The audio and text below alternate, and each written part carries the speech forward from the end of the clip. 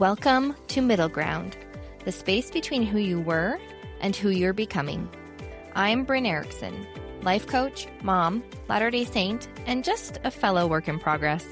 Consider this your space for all of it, the real conversations about faith, relationships, health, finances, identity, sexuality, and every beautiful, messy piece of being human. Because I believe the more honestly we see each other, the better we love ourselves and the people around us. If you felt that, you're in the right place. Let's get to it. Hey there. As you are listening to this podcast, if someone comes to mind that you wouldn't mind sharing with, that would be amazing. The algorithm is a real thing, and I would love for as many people that this podcast can serve to find it. If you feel like following or leaving a comment, all of that will help people find the Middle Ground podcast, and I would appreciate it so much. Now, enjoy this episode. Sara Payne, thanks so much for being on Middle Ground. Thanks for having me. I'm so excited. Yeah, this is going to be an awesome conversation. Sara is a relationships coach, and I've been talking to a lot of people not only about differences in parenting, how you use your money, but a big topic lately is when you're not on the same page with religion and church. And I thought of Sara when I was like, who can I talk to about how to handle these situations? So we're going to be talking about when you're not on the same page in general in relationships. So Sara, take it away. Awesome. Yeah, I think the biggest thing for me when you and I have been talking about this back and forth is that I think the biggest problem that couples have that needs to be addressed is that it's a problem to not be on the same page. It's like that's just the baseline. Oh yeah, like we're not on the same page, and then in parentheses that, and that's a huge problem. And I think that before anything else is worth questioning. Like, what if it's not a problem if we're not on the same page with religion? What if it's not a problem if we're not on the same page with parenting? And then to go from there, because I believe that me and my husband aren't on the same page with like 99% of our worldviews, but I see that as like something that adds a lot of depth to my marriage and our relationship, and also to my children. Like, I think it's beautiful that they get to have two parents who think about the world and view the world so differently. I remember, I believe it was Jennifer Finlayson-Fife who first said to this statement that like kind of totally blew my mind. She said, we're all living in a mixed faith marriage, like every single one of us, not just those of us who grew up in different religions, or when one person has stepped away from a certain religion and another person is still in it. Like, what if we're all in mixed faith marriages? And I really like that. I love that, because so often we know, well, we think we know where a person's faith is, especially in the LDS faith, by what they're doing, right? So if you're going to church, you're doing your calling, you're ministering, you see them praying, you see them reading scriptures, you're going to the temple, then in your mind, at least for me, in this moment of reflection, it's like, oh, we're good, because we're showing that we're faithful enough. Like our faith is on track. And yet, I think that there's a lot to be said about that we're all in a mixed faith marriage. And how often do we just sit and it's like, tell me where you're at. Or at least in my marriage, we never really read scriptures together or had family home evening. But like, I never really worried that much about where my husband's faith was, because he had no problem going to church and he had no problem doing his calling. And I've never thought of that before, but that is kind of mind-blowing and actually really liberating too. Yeah, it takes the pressure off, because then you're not always thinking that you have to be doing it the same way or believing it the same way in order for things to be working out. And you and I have talked about this a little bit, but I think we've both been through, like, maybe not the same experience, but similar, like, trajectories with our faith, where, like, who I was when I got married is nowhere I'm not the same person that I was, and my husband's not the same person. And there's no way to know that when you get married. But I don't think I ever thought we're going to believe this certain way now, and then we're going to change how we believe. And I'm going to change one way and he's going to change another. But you can't really predict that. And when you let go of this idea that you have to be on the same page, then it can be so freeing, like you said, and it can just be like, what if my goal weren't to get him on the same page as me? What if my goal were just to understand him, and to see the world from his perspective? And not having to agree with it at all. But maybe it will change my mind. It might. But what if neither of us have to be on the same page, then we can just have our goal be understanding. And then all of a sudden we're on the same team, even though we might not be on the same page. So how, from at least an LDS perspective, you get married in the temple, you both walk the covenant path together, so that the end result is you are with your eternal family, with God and Jesus again. So all of this perspective is really great and beautiful, but it doesn't align with the outcome in the LDS church that we're striving for. At least that's the way I had visualized it and saw it for a long time. Yeah, so let me make sure I'm understanding what you're saying. You're saying oh yeah, that's all fine and good, except that if we're not on the same page, we're not going to be in heaven together. So yes. What do I do when my husband's decided he doesn't want to believe or participate in the same way that he promised me he would the day we got married? Or me, right? Yeah, either or, person. Right? Right, because I think there can be a lot of guilt associated with the person who maybe has a different, who's changing their beliefs or their outlook. I actually am not living up to what I said I was, but I can't also deny myself and be untrue. I can't fake it for the next 40 years or whatever, right. And listen, I do not have all the answers. So I'm just going to share what's been useful to me. And I think that this is not just, these aren't principles that are just useful in a marriage, but also with our children and with our loved ones and anyone who sees things differently than we do. I think, at least for me, it was really easy to grow up with this very narrow idea of what it looked like to be a person who was holding to the iron rod or on the covenant path. And if I wasn't doing X, Y, Z, then I'm not going to be able to be with my family forever. And that is very painful when you're no longer doing that, or the people that you care about are. It's the whole idea of yeah, this is all fine and good until there's empty chairs at the table in heaven. And it's I'll be darned if I let my kids or my spouse not be in heaven with me, right? And I just find a lot of peace in like I said, I don't have all the answers, but what if it's better than we can possibly imagine? And I don't know what that's going to look like, but I believe in a God who is always better than we can imagine. And I also becoming a parent. I've just thought a lot more about our heavenly parents. And I just have a heart. This is, again, doctrine of Sarah, but it helps me in the way that I live my life. I cannot imagine parents sending their beloved children far away to learn and grow if there was any possible way that we weren't going to be able to be with them again.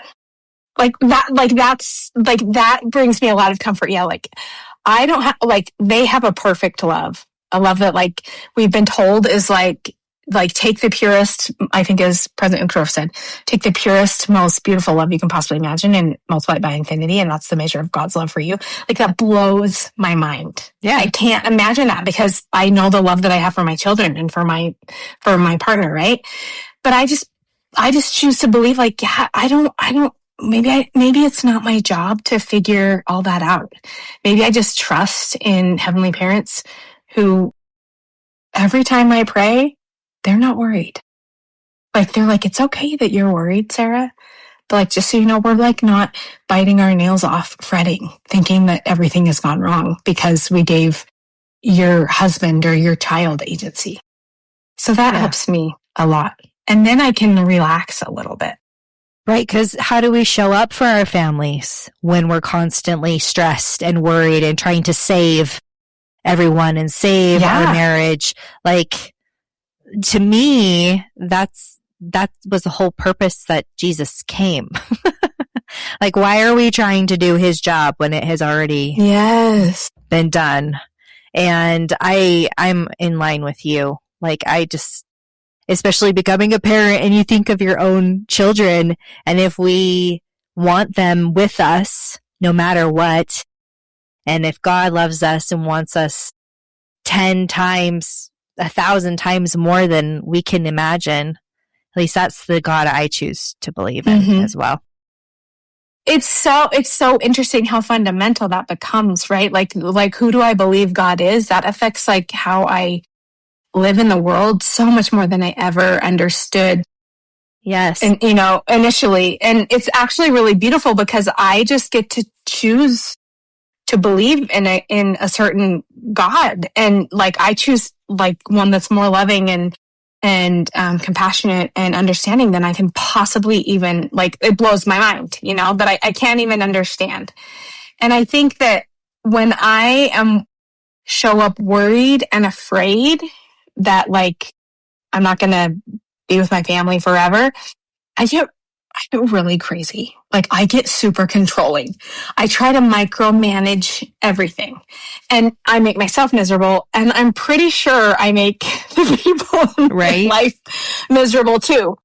So I'm like wanting to be with these people forever, but I'm like pushing them away in right here and now because of my fear.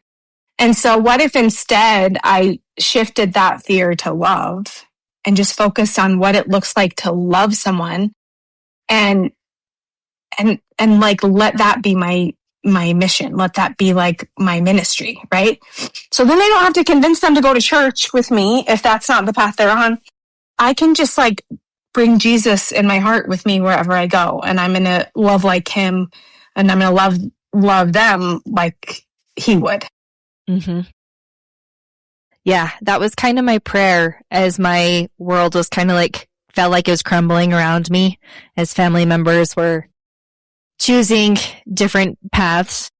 And I remember just like pleading with God, like, what do you think about these family members? Like, help me to see them the way that you see them. And that just opened the floodgates of love and acceptance. And like, I've got them. They're great. I think they're great. What do you think about them? Like, they're doing awesome. And I was like, can it really be that simple? That we really can just be the most loving, filled with light individuals that we can be, and that is enough. And that just allowed me to love them as they are and to get curious about their choices without judgment. I mean, it's one thing to disagree, but like for me, now that I've realized in this omnipotent, loving God, that no matter what choices we make, that love is always there. It helps me want to strive and do the same for other people, which is hard to do, especially when you don't agree. Mm-hmm. Yeah. I think it's so interesting too, because those relationships where we have to like, expand our capacity to love, those are like the ones that help us become more like God. Because my kids are really easy to love when like they do exactly what I tell them to do and live their life exactly the way I think they should live it. And my husband too, right? But when they are making choices that I disagree with, then like the rubber meets the road, and then I get to like expand my capacity to love. Then I get to stretch myself, and that's when I become more Christ-like. When I'm stretching myself and loving even when it's hard to love. And if the whole point is to learn to love better and to stretch ourselves, then of course we wouldn't be on the same page in our marriages. Yeah. And our relationships. Exactly. Like it's essential. It's a natural necessity within our relationships. And yet we fight it and we resist it like it's not supposed to be there. And it's not supposed to be a part of that relationship when the reality is that's how it gets stronger, wouldn't you say? Mm-hmm. Totally. Why do you think we resist it so much? Like, why do you think we fight against like not being on the same page so much? Because it feels uncomfortable, first of all. At least, I don't think it has to feel uncomfortable, but my mind like tells me something's wrong here. Like, we need to figure this out. And that feels just heavy. And then you have to solve it, which takes effort, and like talk about it and figure it out, which takes effort. And I was thinking about relationships before coming onto this episode, and I was like, that's really what it comes down to, is we just don't want to have to do the work to figure things out sometimes. Like, it's just easier. It's easier to be on the same page. It's like, you got that? Yeah. You understand? Yeah. Rather than, no, I don't. Wait, what do you mean you don't? Like, now we have to figure this out. Mm-hmm. Yeah, it's so validating to have somebody agree with your worldviews, right? It's like a boost to the ego. And I think that's part of being human too. And it's like, let me question all of that. Let me be willing to like live in the wrestle that is someone seeing things differently, and being able to separate the person from like their views, like your feelings about what they believe versus your feelings about them. I think it's good to separate those, you know, and instead of like coupling like a person is what they believe, it's just like, no, like I feel like God does this with us all the time. Like, I love you no matter what. Like, there is nothing you could do to increase or decrease that love. It is just perfect and unchangeable. And you might be wrong about the way you're viewing this person in your life. And if you want to, like you spoke to this with your own family members, you asked the question, which I think is beautiful, but it's almost like our heavenly parents are inviting us, like, if you want to see them the way that we see them, we will show you. We if you want to, we that's available to you. And that's really beautiful. I think for me, I testify to really doing that work, not doing the work of changing people, doing the work of seeing them as they are, and giving them permission to evolve and change, and give ourselves permission to evolve and change our minds. And that is, I think, the way that we can find the most love and beauty and happiness in this life. Because if we're always fighting against that, you're just going to be angry and miserable and sad all the time. And that doesn't seem like a fun way to spend your time here. Right. And self-righteous. And like, you can be right. But like, what is the cost of that? You know? And I speak that, like, I'm a relationship coach. I've like dedicated my life to studying relationships and reading all the relationship things. And I still am like, no, listen, you know, sometimes with my husband, like, you need to see it. I have to catch myself. I think it's just a natural tendency to feel threatened when someone has a different worldview than you, you know? And I think too, like, we live in an age where information is so available to us at any time. And so like I have totally been guilty of being like self-righteous about my knowledge about things. Like, no, you think you're parenting right, but like, I've read all the books. And so you need to listen to my way. Right? Versus like taking a step back and being like, okay, if my belief in God is that God loves us so much, like, that he will give us like all the experiences we need to see who we really are. Like, that's the purpose of this life, to see who we really are and to learn to love like he loves. Then why am I questioning that like my partner is anything but the very best steward for my children as a father to learn that? And it doesn't mean he's perfect. It actually means he's completely imperfect, and that they are going to learn just as much from his mistakes as they are from his strengths. I'm like, what if I trusted that? This doesn't mean I don't want this to come across as like, yeah, so like let your partner do whatever. Like we all have boundaries. And if my husband were like abusing our children, that's not what I'm talking about, you know?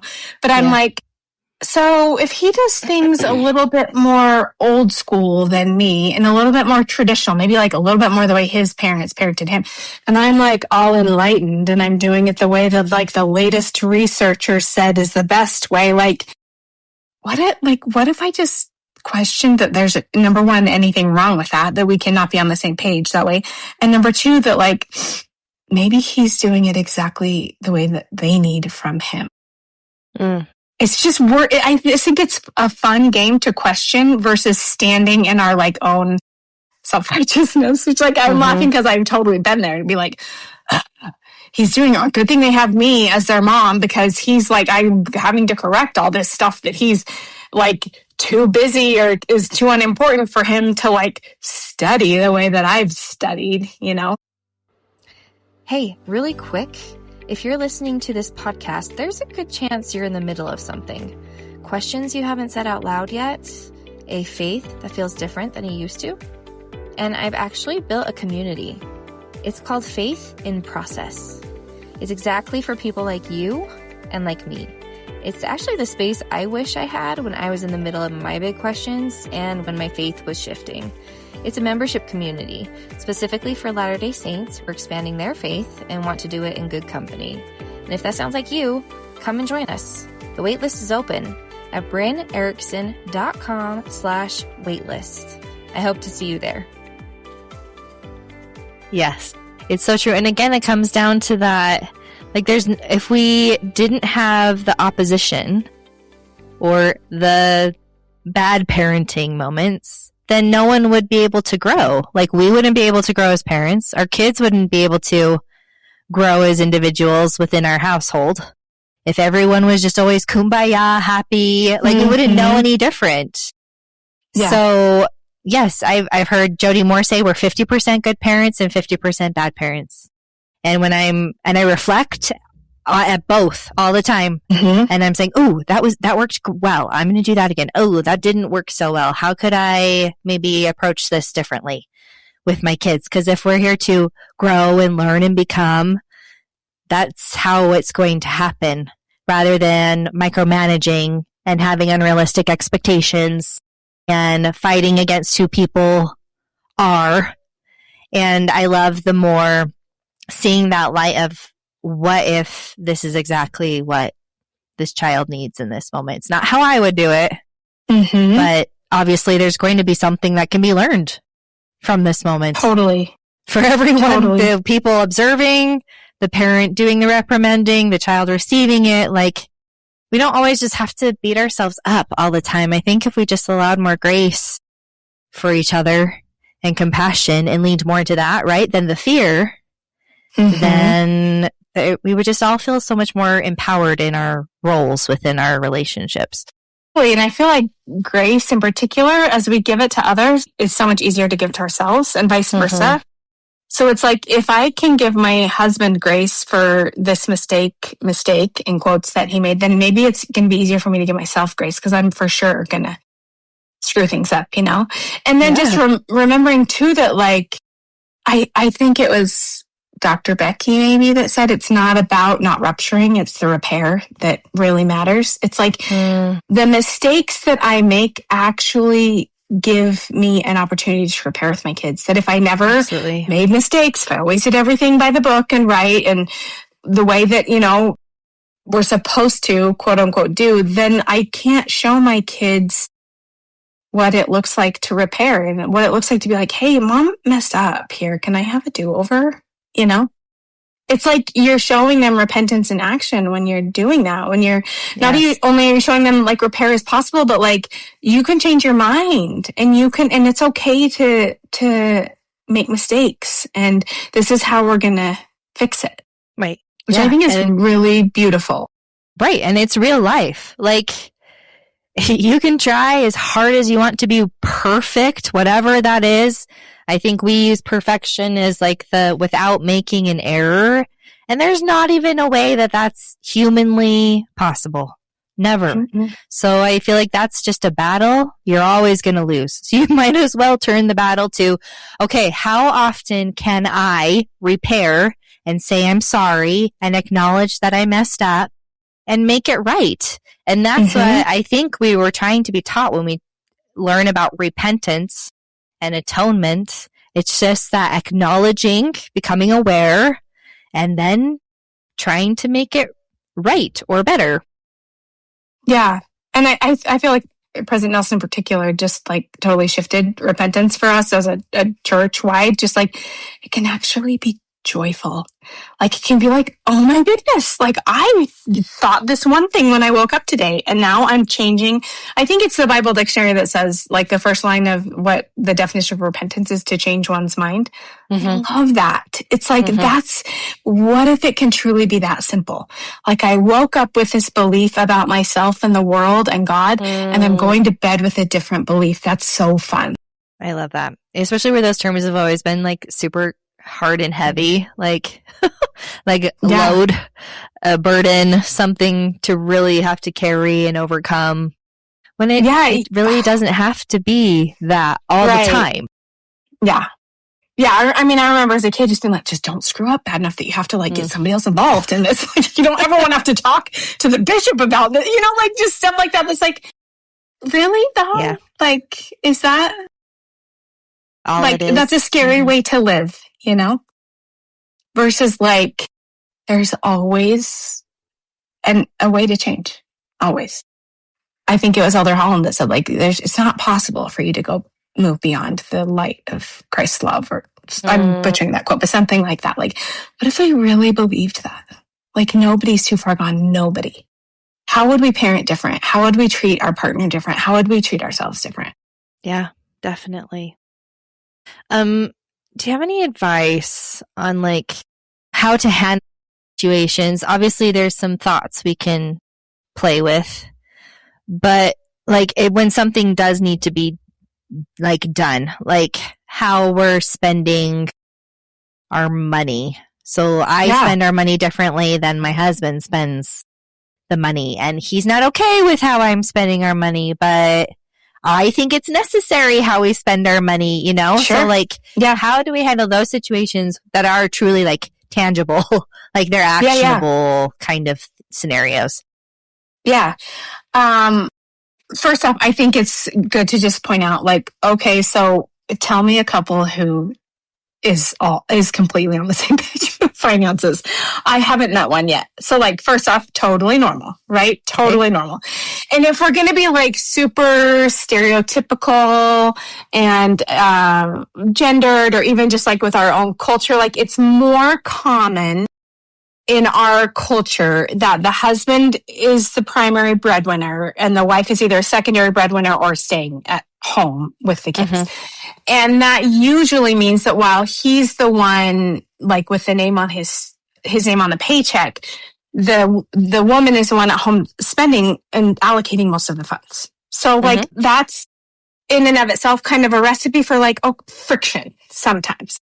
I think that a couple of things that have really been useful to me and to my clients, like, okay, there is, and your kids are a little bit younger, but I'm sure you can relate to this with like your toddler. Like there's a time when your toddler's open to receiving a difficult conversation, and there's other times when they're not. So if they're hungry and they skipped their nap and then it's bedtime and then you just like let their brother play with their favorite toy, like you're probably not going to be like, now let's talk about how you need to change XYZ. Adults aren't that much different than children. So if I want to have a conversation, or I feel like maybe it's not even I want to, but I want the result of having a conversation with my husband about finances, I'm going to be strategic about when I talk to him about it. So like maybe it's not going to be when I know he's tired and hungry and had a hard day at work, or the stock market, whatever, like lost a bunch of money, whatever might affect his, his mood. I'm going to like give him options and be like, hey, like, know that like historically talking about money has been kind of a challenge for us, and I care about you and I care about us and I care about our finances. And I really want to understand where you're coming from, and I want to give you the chance to understand where I'm coming from. So do you think we could talk about it like sometime over the next couple of days? Like when would be a good time? So then already you're giving him options instead of like bombarding him with like, no, now it's got to be now. I was told that we never go to bed angry, so it has to be right now, right? Right. And then I think similarly, instead of having your goal be like, he needs to see things the way I see them, aka he needs to be on the same page as me. It's going to be more of a like, I really want to understand where he's coming from. And I want to be able to explain myself in a way that's not defensive so that he can understand where I'm coming from. And maybe we agree and maybe we don't. But at least we can at least we can be on the same page that like we want to understand each other. And what I found over and over in my own marriage and with my clients is while we don't think that the way to get there is we're not in agreement on the way to get there, we very often have similar goals. Like, oh yeah, you want financial freedom. I want financial freedom. I think the way to get there is XYZ and you think the way to get there is ABC. But like good to know we both want the same thing. And then you're working together instead of like your teammates instead of in opposition with one another. So I think it's really easy to fall into the like, he doesn't understand me. He doesn't get it. How hard it is for me. I'm saving us so much money by spending this money now, whatever it is, right? But it's like, okay, we both have the same goals, even though we have a different outlook on how to get there. Now I can just be open and feel a lot less threatened by when he asks me pointed questions about the way I'm spending. Tell me what you think about that. For me personally, because this is definitely kind of a pain point, I would say that the underlying thought for me that still shows up giving me resistance is the like, he should be okay with how I'm spending the money, and why does he not agree with me, and why is he still so stressed about this when I'm doing such a good job? Yeah. And that might not even be true. Like that might just be me reading him and taking that information or interpreting it as that. Yeah, which is so self-aware, by the way, for you to be like, maybe this is in my head. Maybe I'm looking through the lens of he's always stressed about money, so I interpret everything he does as that. And I think I do, because he's like voiced like, if to sustain our lifestyle, like I have to bring in this much money, which means I have to chart this much more. And so I want to be sensitive to his thought process, but I also have like my goals and aspirations, but it's hard because I'm not making the money. There it is. I think it's hard because I'm not making the money, but I'm the one responsible for using it, and I have a way that I want to use it. And then I know he doesn't like bringing it up because I get so like triggered and I get defensive like immediately. Like, how dare you question how I am spending your money again? Because I think I'm doing an awesome job, and he is super validating and sweet and good about it. But when I do, it's when I do feel brave enough to be like, okay, all right, let's like, can I show you the budget, or what do you want to talk about with money? And he's like, oh, I don't know that I want to set off the money bomb right now. Yeah. So it's not even, it's like, I don't want to talk about it, but because I don't want to feel my own feelings about talking about it with him. That was a lot of word vomit. No, I think, yes. Yeah. And I think it's very self-aware of you to like recognize that you're getting triggered, right? And so you can like go into it knowing like, okay, some of the things he says are probably going to be hard for me to hear. And in real time, I'm going to like breathe through it. And I might even narrate to him like, okay, when you just said that, this is what you said, but what I heard was you suck at the budget. or whatever, right? And so I'm just letting you know this because I really want to work on this, and I don't want this to be such a charged topic for us, because our relationship and our money too, it matters to me, but I'm just like letting you know. So like, I feel like already, Bryn, you're taking so much responsibility for how like you're showing up. It's so much harder when the person who's getting defensive like doesn't know that they're getting defensive, you know, and so you're already recognizing that. So I just want to point that out. And then I think that it's just worth questioning, because I sense that there's like a part, and tell me if I'm wrong, that there's a part of you that's like, remind me your husband's name? Dallin. There's a part of you that's like looking to down, like, okay, so I just need to budget in a way that Dallin won't be stressed out, and then we're good. Like basically, you're looking to him to not be stressed. Kind of, but I'm not willing to change. Like, I'm very happy with the budget, but I'd rather just not talk about it and let me do what I want. Yeah. Which is such a like childish way of doing it. It's, you know, it's like, I mean, not necessarily. How is that working out for you? I mean, it's working fine. And he's told me like, it's just easier to not talk about it. But I know that he would like to, and I would like to be able to talk to him about it without being so charged and defensive and dramatic. It like feels so dramatic to talk about it. And I don't love that. Yeah. And like, let's just normalize that like money for most of us is charged. Like we all have a lot of like thoughts and beliefs about money. So it's naturally going to be like, just because of our conditioning, it's going to be something that is charged for a lot of us. And you can de-escalate that by like recognizing it and like working through it in real time. And then you can also get to the place where if you want, be like, it's okay if he's stressed out, and I don't have to be. And I don't have to take that personally either. Because Dallin is stressed about money because of what he's thinking about money, not because of what you're doing with the money. Because he has thoughts about your spending, and then he gets stressed out. And so I just think it's good to separate those. And what I don't want people to hear is like, oh, I'm just going to let my husband know that he is not stressed out about me. He's stressed out his own thoughts. That's an inside job. You need to work on yourself. Because then what we're really saying is like, I need you to work on you so I can feel good about you not being stressed out, so I don't have to work on my thoughts about you. Right? Versus just like, okay, I'm going to separate myself from his stress and also be compassionate, because I know what it's like to be stressed, right? My husband, it's easier for him to have a feeling of safety in our finances when there's a certain number in the checking account, right?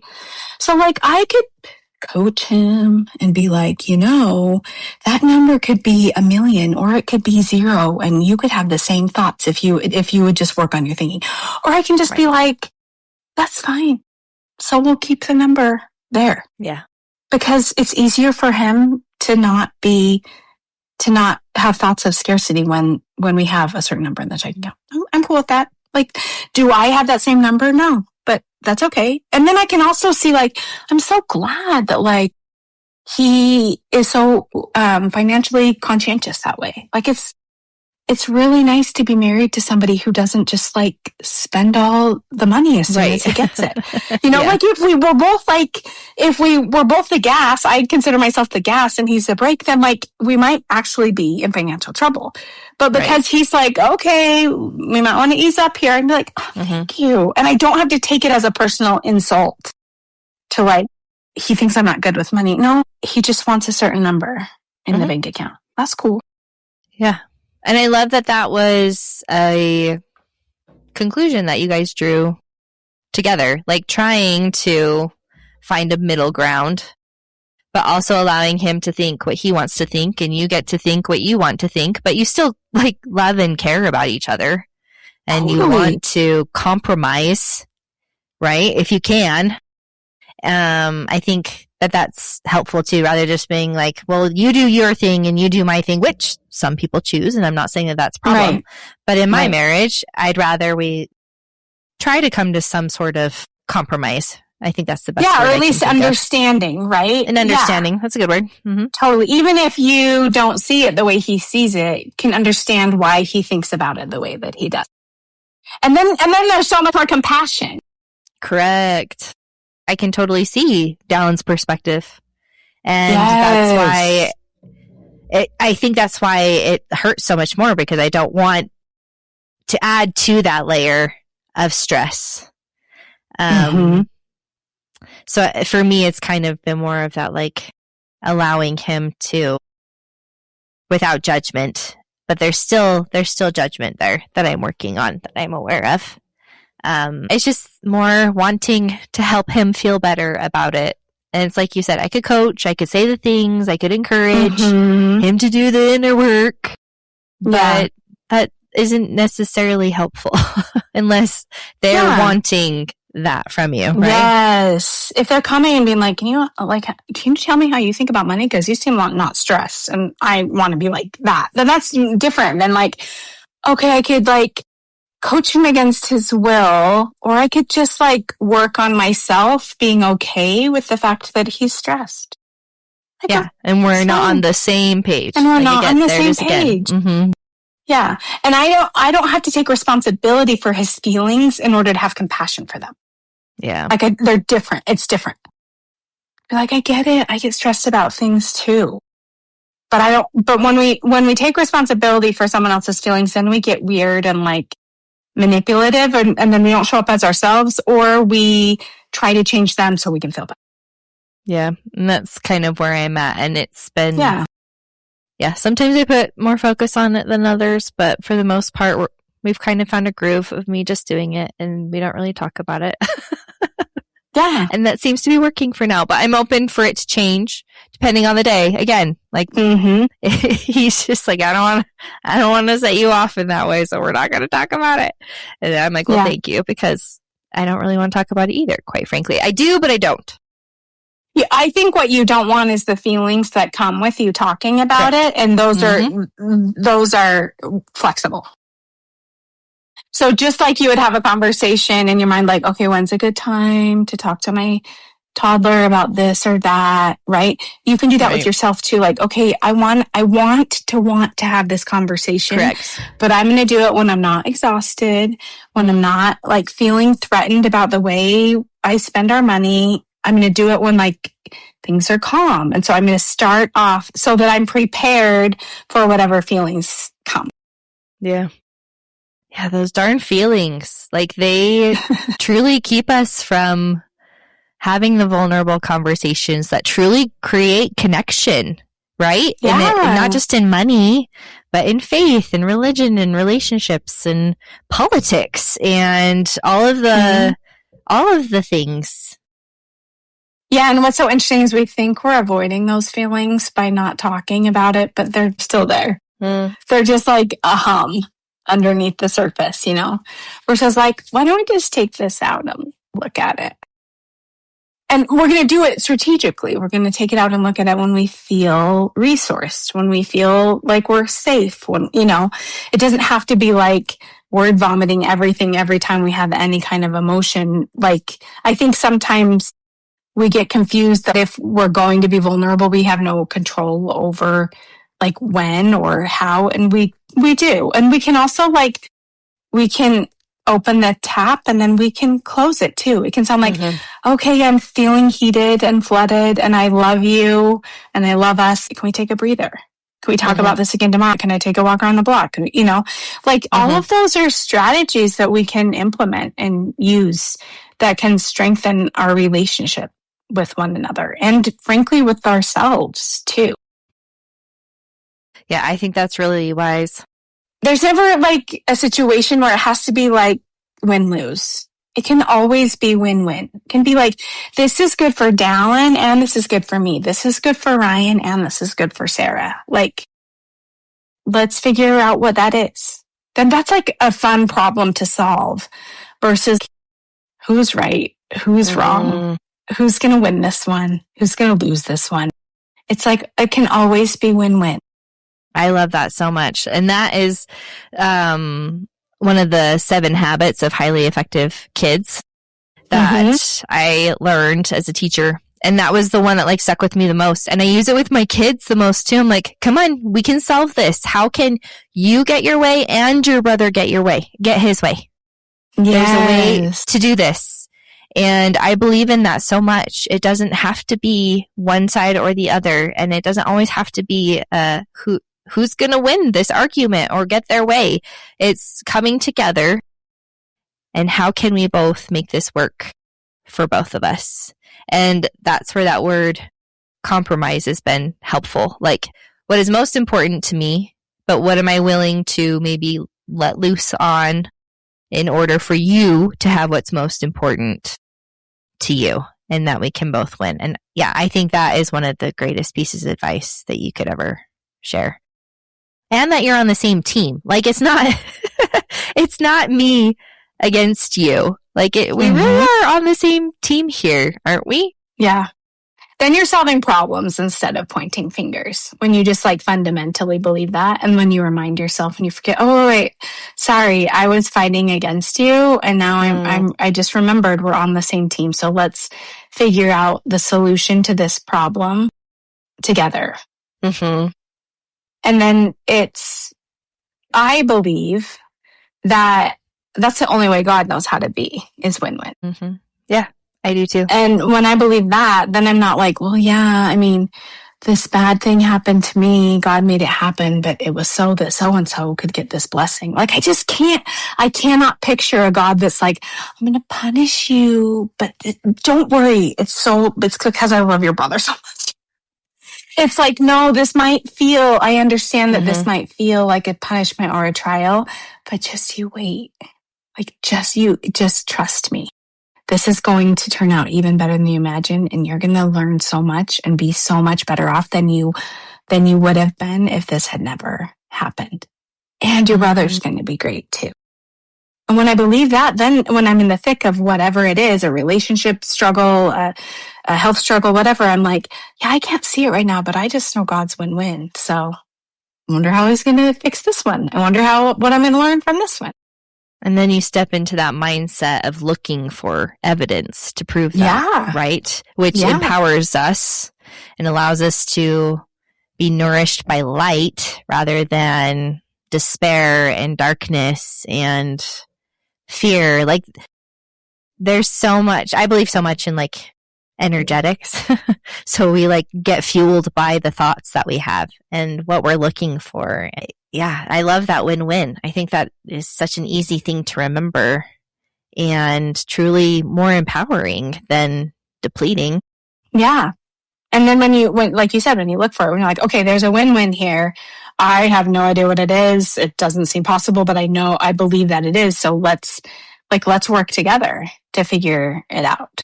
Our brains want to solve problems. And so we can focus on like what's wrong with that partner. And that's one problem that like will spin endlessly in our minds. Or we can work on like, okay, we both want to have more money for retirement. I wonder what that could be. I think it's this way and he thinks it's that way. I wonder like what solution is win-win that we can both feel good about. And I can't wait for it to show up. Yeah. And then like you said, then you're looking, yes. Like that's such a beautiful prayer, right? Like, help me to recognize it. Or even like I'm thinking of your particular marriage and the vulnerable things that you shared, like, help me to recognize when Dallin is like showing me that he trusts me with our money. Like, I wonder what you would see if you lived for that, you know? Yeah. So good.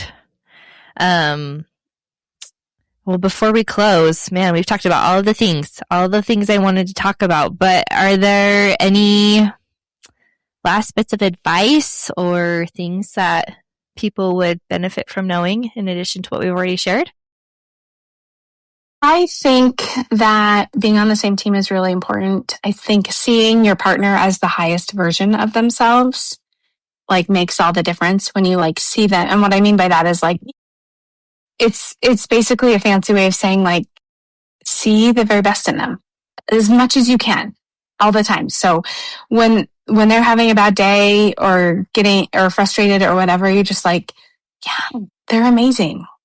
Look for the best in them and you will find it. And then when resentment does show up, because it's going to show up, particularly in our marriages, to use it as a window instead of like something to be ashamed of.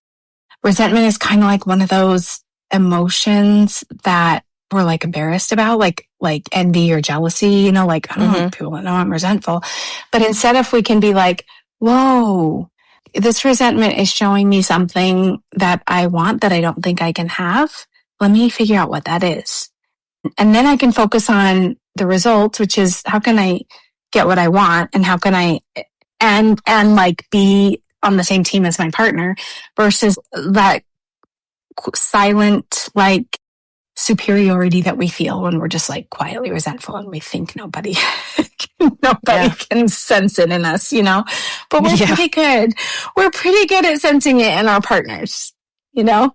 Yes. And so they can probably sense it in us. So use it as a window instead of something to be embarrassed about. And that my favorite way to do that is to ask myself the question, what am I wanting or needing that I don't like, I'm afraid to ask for, I don't think I can have, and go from there. That's a lot more vulnerable question than just like, he doesn't get it. Like he thinks he had our day. Okay. Such wise advice. Thank you so much, Sara. This is going to help so many people. We all have relationships in varying degrees. And I have no doubt that this will help us be more of who we want to be, and allowing others be who they want to be, and loving ourselves and them in the process. So thank you so much for your time. You're so welcome. Thanks for having me. Is there any way that we can find you if anyone wants to work with you or listen to your podcast or your resources? Where can we find you? I have a podcast called Rock Solid Relationships, so they can find me there. And then I have a book called It Just Takes One. And I can find that on Amazon. And I'm on social media too, at Sara Payne Coaching. So any of those 3 areas. Okay, excellent. And I'll put those in the show links. Thanks again.